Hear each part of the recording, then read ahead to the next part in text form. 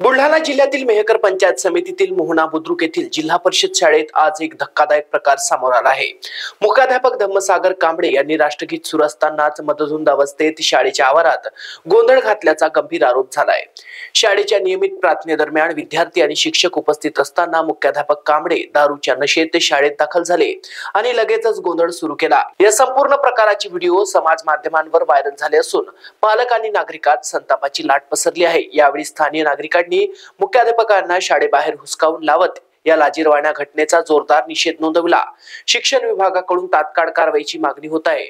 दरम्यान पत्रकारांनी हा मुद्दा जिल्हा परिषदेचे मुख्य कार्यकारी अधिकारी गुलाब खरात यांच्या समोर मांडला। खरात यांनी मुख्याध्यापकांची ही कृती अशोभनीय व लज्जास्पद असल्याचं सांगत तीव्र नाराजी व्यक्त केली। त्यांनी तातडीने चौकशीचे आदेश देत मुख्याध्यापक धम्मसागर कांबळे यांना त्वरित निलंबित करण्यात येईल असे स्पष्ट केले। महाराष्ट्र T24 करिता सचिन पाटील, बुलढाणा।